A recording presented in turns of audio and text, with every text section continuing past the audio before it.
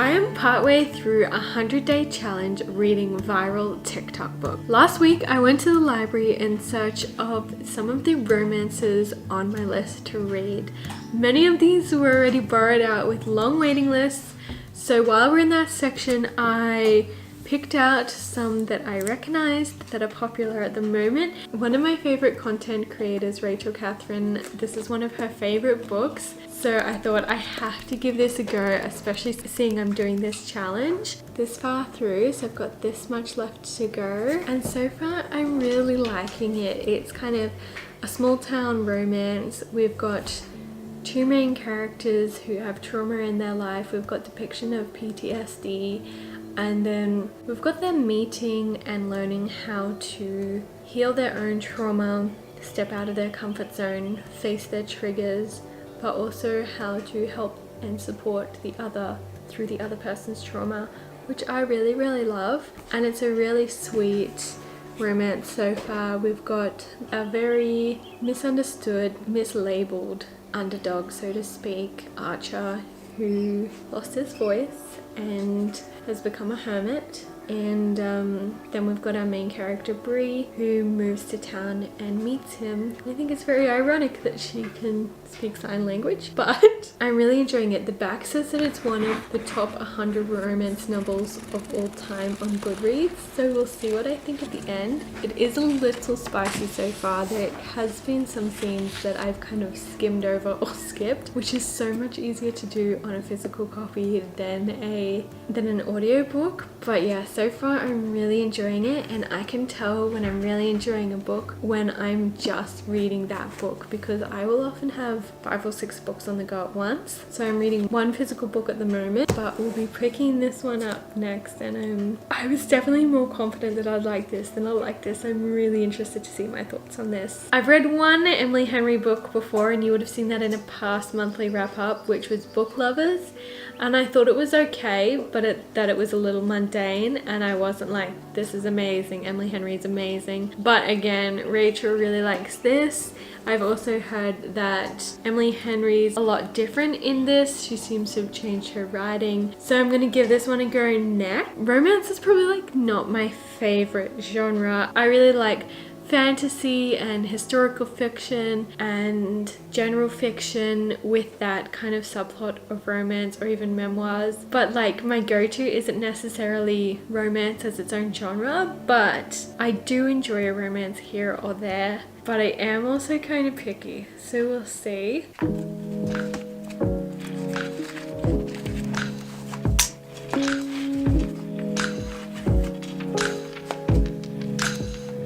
I'm literally just about to go to bed, but I thought I'd share my thoughts with you. So I've got a little over 100 pages to go, and from what I've just read in this sitting, there are 2 things that I really like. I really like that it depicts the awkwardness and the simple misunderstandings that come with relationships in general, but especially new relationships, and especially when life with trauma.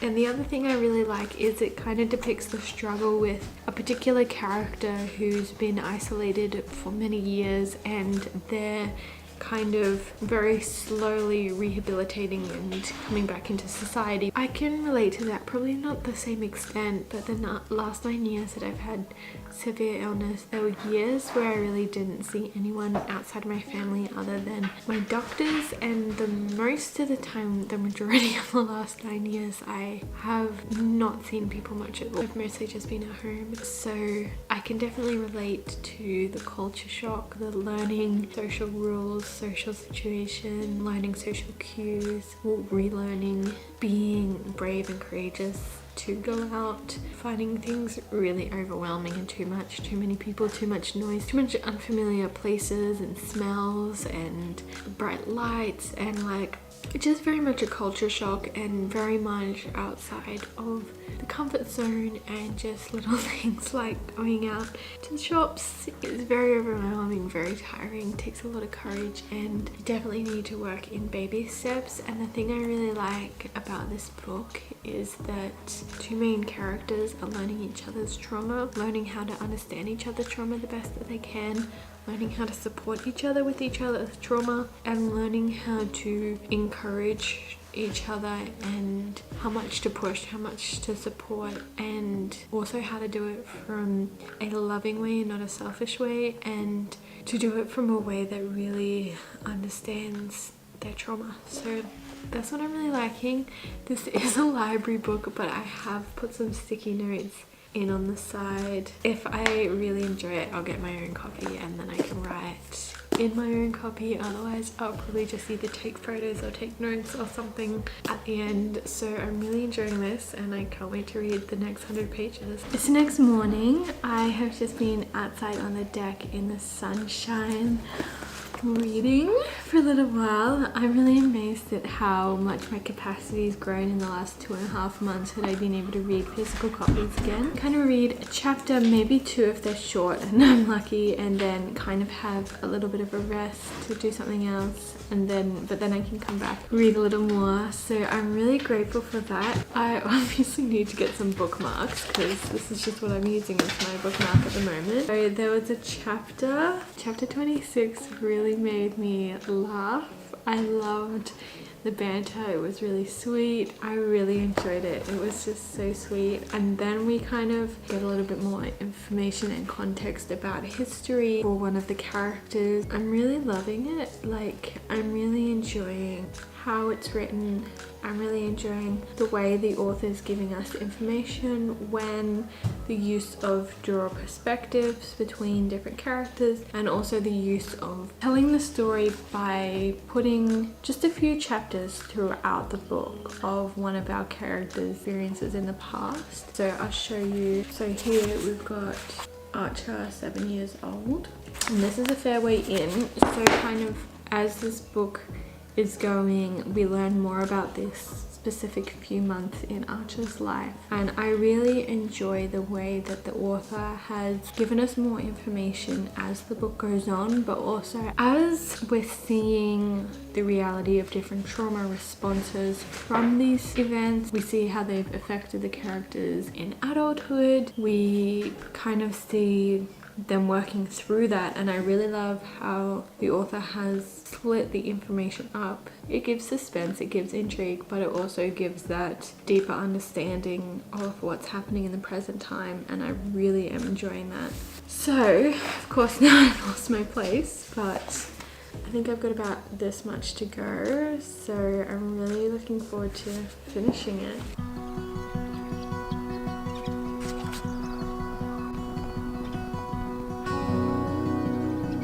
So I've been slowly chipping away during the day, reading bits, taking breaks. I am so amazed and grateful for how much my capacity has grown in the last few months to how much reading I can do. And so this afternoon I've been making my way through the last 5 chapters, and I really wish that I had filmed myself because of my reactions, my genuine reactions, but I'll reenact them for you. The last 5 chapters were like, the suspense, the intrigue was definitely heightened. There was some almost tears towards the end, and now I am at the epilogue. I'm gonna finish this, and then it's got a chapter at the end from Archer's perspective, and then I'm going to bed.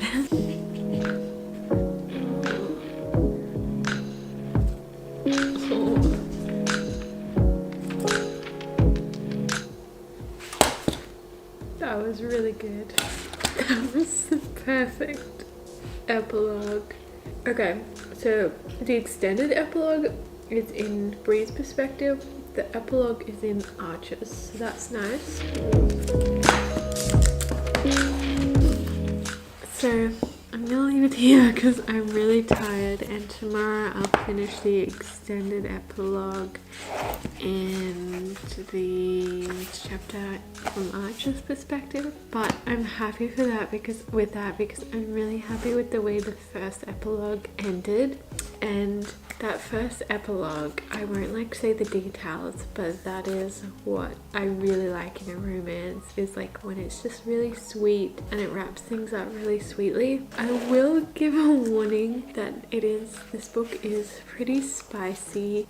Probably too spicy for my preferences. Like, it's just not quite my cup of tea. So there was a lot that I skipped. There was actually entire pages that I skipped. So I would probably say it's not for a younger audience, but that's just me. I really enjoyed it, and for me, I think the romance was sweet, and especially the way that that first epilogue ended. But I really appreciated this book for its depiction of trauma and healing and the process of getting to know someone, getting to know their trauma, getting to know how that's affected them, how it affects the relationship, and how to support them in healing. I do think the book fast-tracked the process of healing a little bit, but I really appreciated that aspect of it.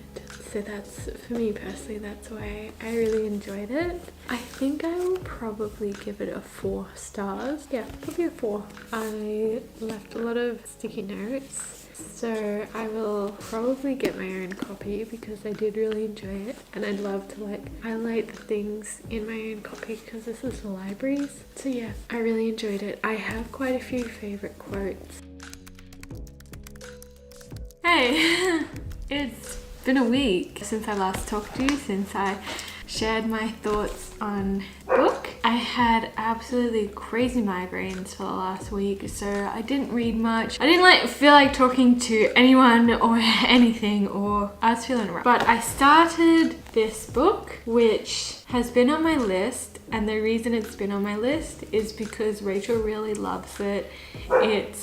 It's a book she speaks really highly of, and one of the reasons I really wanted to read it is because she says she really relates to the main character in this, and I really relate to her, so I thought maybe I'll relate to the main character as well. I also really wanted to read this because earlier in the year I listened to Book Lovers. They're both by Emily Henry. Emily Henry has quite a good reputation, a lot of people like her. Listening to the audiobook of Book Lovers though, I didn't love it. It was a 3-star read for me, and I was kind of like, this is mundane. I didn't love it, but I've heard a lot of people say that Emily Henry's writing changed for Happy Place.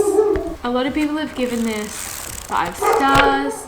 A lot of people have said this is their favorite book. My library, it's in the top 20 in the library. I really wanted to give Emily Henry another chance, see if I liked it. I'm about this far through. There have been some things I've enjoyed that I've tabbed, but I'm gonna leave it here. I'm not loving it. I got the audio as well, and I knew that I may not love this, so I borrowed it from the library instead of buying it to kind of get through it a little bit faster. The audiobook kind of had the same audio as the one for Book Lovers, which I didn't really love. I sped it up to 1.2. I really tried to give it a chance, but I'm gonna DNF it. It's probably about a 3-star read for me, but it's not like I'm really hating it, but I'm not enjoying it, and it's putting me into a reading slump. So I'm like, Emily Henry's just not the author for me. It's just not the book for me. And something I've actually realized is that I don't really like romance that much. I enjoyed reading cheesy young adult rom-coms that were like fun and sweet when I was a teenager, and I still enjoy those now. Not as much as I did when I was a teenager. I think I'm kind of like in this awkward phase of growing out of young adult, but I don't really like adult romance unless it has a strong plot line. So I think I enjoyed Archer's Voice because it had things going on other than the romance. So we had our depiction of PTSD, we had the themes of healing and learning people and growing. Whereas something like this, I feel like the entire plot is their relationship. And I did enjoy how it kind of had flashbacks, it had present day and past last day. I enjoyed that as we went, we learnt more about our characters. I really enjoy the way that Emily Henry wrote about Win, in that she kind of gave us more of his personality as we went. We kind of got a little bit more endeared to him. I did like the bit of character development. There's so little time and so many books to read that I just don't feel that it's worth finishing this book. That's all. It's just not quite my cup of tea. For a book like Archer's Voice, I think the smut for me takes away from it, and books that are really spicy. So I think that's what stopped this from being a 5-star read for me. And so far this wasn't too spicy, but I assume that the end of it will be. I've found for me that I prefer a subplot of romance and like a good decent plot. The reason I don't like the spicy stuff is because it takes away from the plot, and I want to get back to the plot, and I felt like this didn't have a plot for me, and I'm just a plot person. I like the plot. I like having the plot. So for me this wasn't it, but I can see why a lot of people like it. If you're someone who just likes to read about people's relationship and romance, then it's probably a good one for you. But anyway, now I know. I might read it in the future, the rest of it, who knows. So the next one I'm gonna read is Rachel's favorite book, which is Magnolia Parks, and it's on hold at the library. It's quite popular at the moment. It's a little bit hard to get my hands on, but it's also quite pricey here in Australia. It's over $30 Australian. So I was like, I'm not gonna risk buying that if I don't like it, because there's a lot of very mixed reviews. But yeah, I'm looking forward to reading that and seeing how it goes.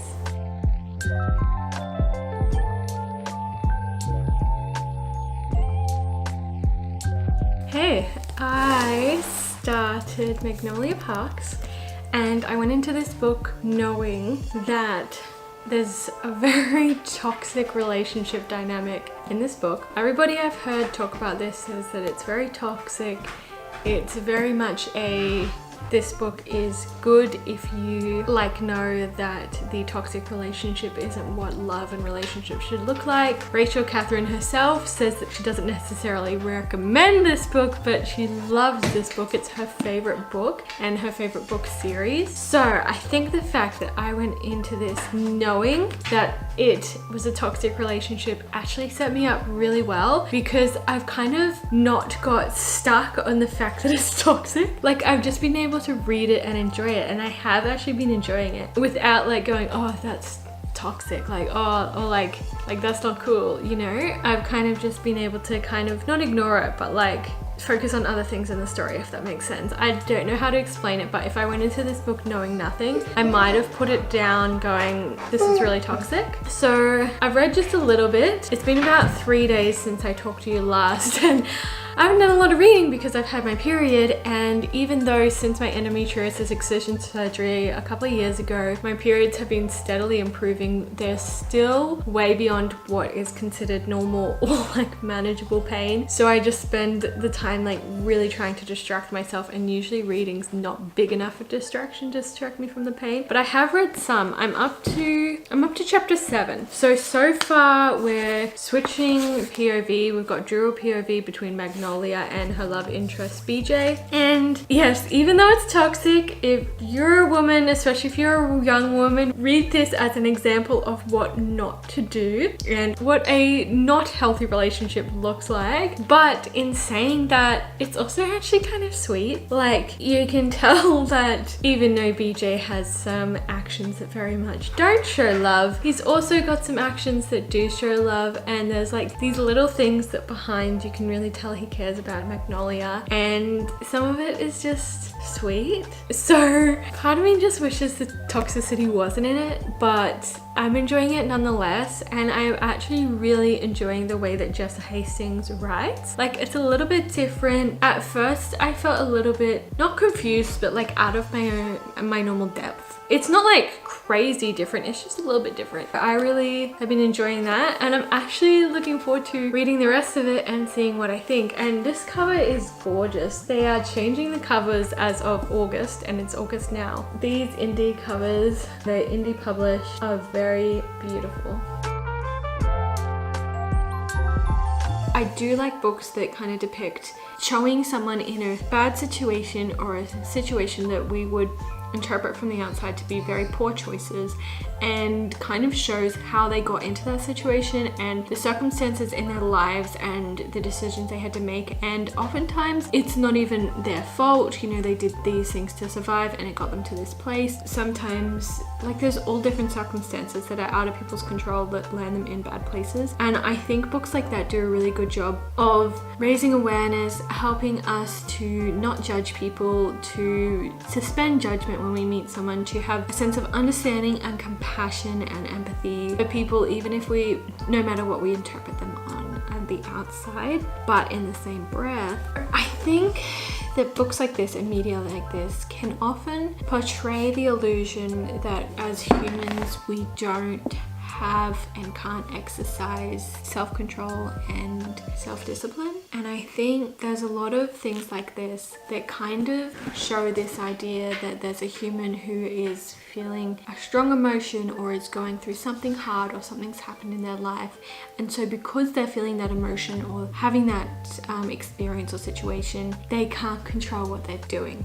So then, and they have to run away from it. They have to get away from it because they just don't want to feel this. And while that is a very true human emotion to feel, that you just want to run away from your emotions and from your situations, you just want to numb, I think showing that we as humans can't control ourselves is dangerous. I think that depicting that people are not operating at their best during these situations and when they're feeling this way is good, because that's very human, but giving this illusion that we can't control ourselves and that anything that happened in that time's okay because we were just doing it because of what we were feeling and they were doing it because of X, Y, and Z, and somehow that makes it okay. I just want to say that we as humans do have self-control and self-discipline, and while it is very human for us to make wrong decisions and not operate at our best, we also do have the powers of choice. And I just want to say that, especially for my younger audience who might be reading this,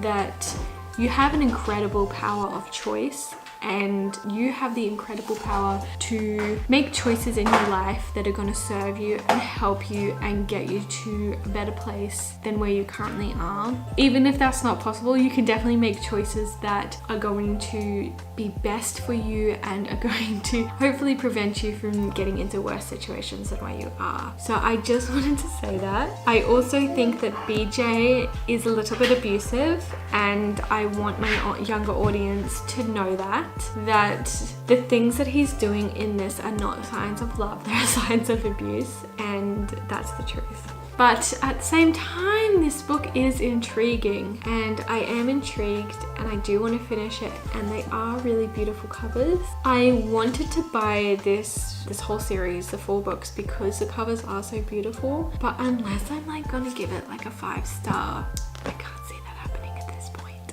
So I'll keep reading.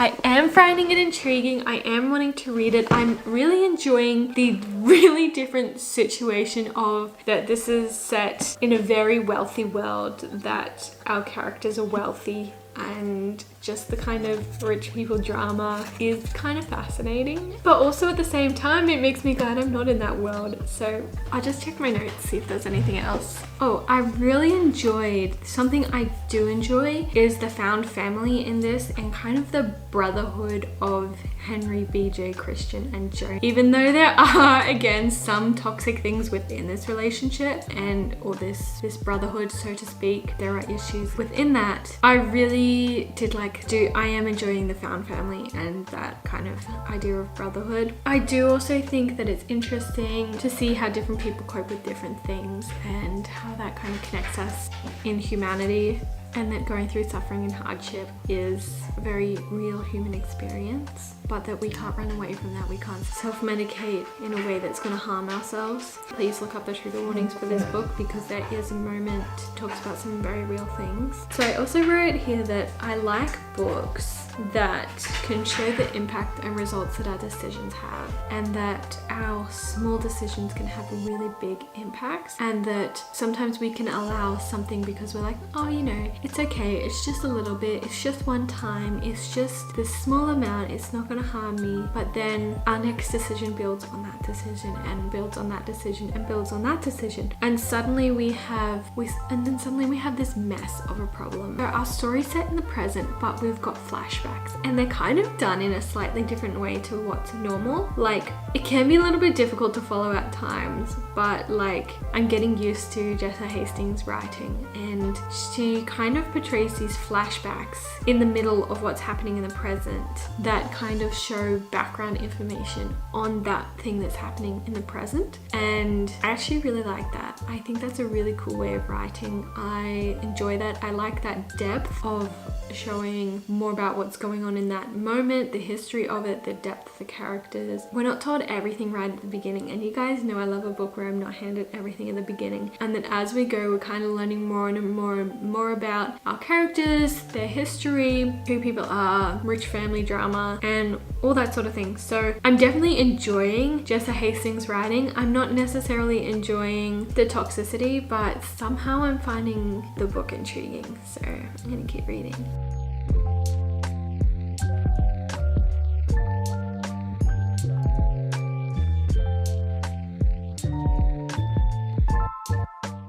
About halfway through, I feel like I've given it a good solid go. I was kind of intrigued at the beginning. Like, I did find intrigue reading it at the beginning. I don't know why, but I did. But like, I've just gotten here and I'm like, I don't feel motivated or a desire at all to keep reading. Part of me wants to find out who Magnolia ends up with. Part of me wants to read other books in the series to know more about our different characters like Christian and Daisy and those characters, see the story flesh out a bit more, but I'm not feeling that invested in it, and I'm not like really enjoying it. For me, it doesn't feel great because of how toxic it is, and so I just feel like, because I'm not like loving it, I'm not hating it, but I'm not loving it. So I think there's so many more things I could be reading instead. I did tab some, there are some good quotes in this. I've seen quotes from other books, like other books in this series that are really good, and I really love Jessa Hastings' writing. I kind of want to read more just because of that, but I'm not really liking the storyline. I think I'm actually going to leave it here. It is a library book, so I might hold on to it for another week, see if I pick it up again, but I don't feel like I will. It could just be the mood I'm in. I'm hoping maybe it's just in the mood I'm in and I'll end up finishing it. But for now, it's just a 3 stars. Did not finish. I admire the author's writing though. It's definitely a writing style that I'd like to try out myself. Not that I'm an author or anything. Yeah, I've enjoyed the writing. So we gave Archer's Voice a 4-star, we gave Happy Place a 3-star, and Magnolia Parks a 3-star. But there's actually such a huge difference between a 3-star and a 4-star, especially when it's out of 5, because Archer's Voice I read really quite quickly. I really quite enjoyed it. I didn't lack any sort of motivation to keep reading it, and I really enjoyed it, and that was a 4. And then 2 books that I didn't finish, I rated a 3. So I do find that interesting. Like, that is interesting. Yeah, thank you guys so much for tuning in to this reading vlog. I'm sorry if it disappointed you because I didn't finish 2 out of the 3 books. I hope you enjoyed it, and I'll see you guys in the next one. Feel free to leave a recommendation below of what you'd like me to read next, and I'll see you. Bye.